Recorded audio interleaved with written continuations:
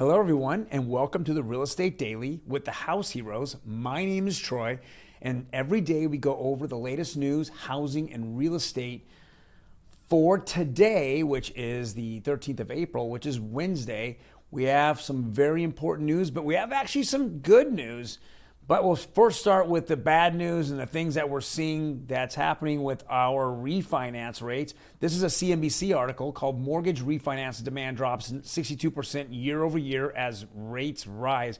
Well, this is all expected. We knew it. There's too much risk to actually, refinance anyone. And of course, as rates go up, there's hardly anyone that's benefit from a refinance. The only people that are looking to refinance are typically pulling cash out of their house, but they're getting slaughtered on the rate that they had before just to pull money out. So if you're doing that, make sure you're doing it for a good reason. Otherwise, you're raising your mortgage every single month, and that money needs to go to good use because inflation is just crushing it. The second you pull it out of your house, as your house goes up in value, the cash that you pull out is going down in value. Doesn't make sense, but it's got to be for a great reason. That is a CNBC article. Another CNBC article today was from Doug Bauer.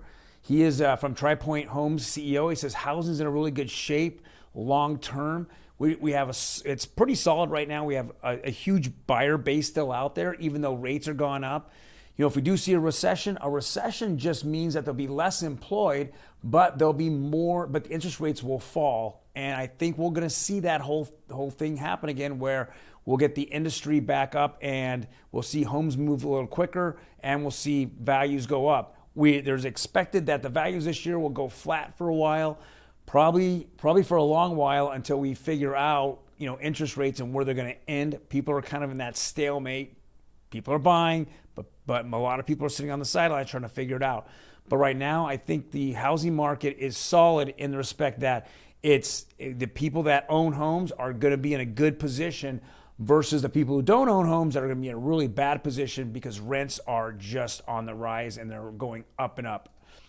Next article is from Rocket Mortgage CEO. I think we've all heard of Jay Farmer. He's been on the radio all the time. He has some TV commercials, but he's the CEO of Rocket Mortgage. He says we're looking at $2 trillion in mortgages this year. That's a solid number. That's a really good number.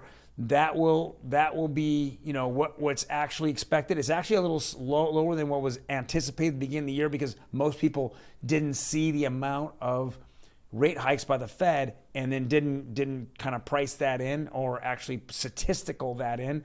But a lot of us saw that this was just going to be a more milder year. We're going to keep values. Hopefully it'll inch up, but they'll inch up a lot slower than they did before.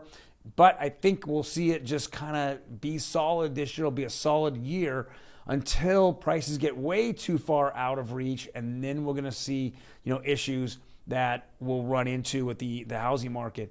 But if we do have a recession next year, we're going to see as mortgage rates go up, then they go down, especially if the market, the employment market actually gets hurt over it because people just can't afford to go out or can't afford to buy groceries or as much groceries or can't afford as much gas or those things. They stop buying those things and then you start seeing people laid off, and that's what a recession is.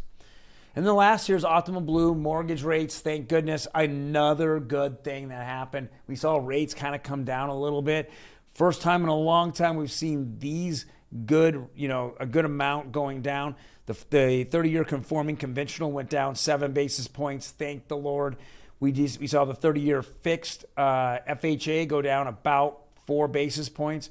And the 15-year conforming went down as well, but the jumbo just does not seem to want to stop. That looks like it's headed to 5%. So we'll see what happens here. But if we really look at it, conventionals at 5.15, and we're looking at 30-year at still over 5%. It's still a little bit alarming, but it's good to see this happen, especially after those bad CPI numbers yesterday.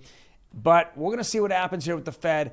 I know it's 84%, the 84% chance that we're going to have a 50 basis point rate rise in 3 weeks from now, next month when the Fed meets. I say it's going to be 75%. I think that they're going to be very aggressive.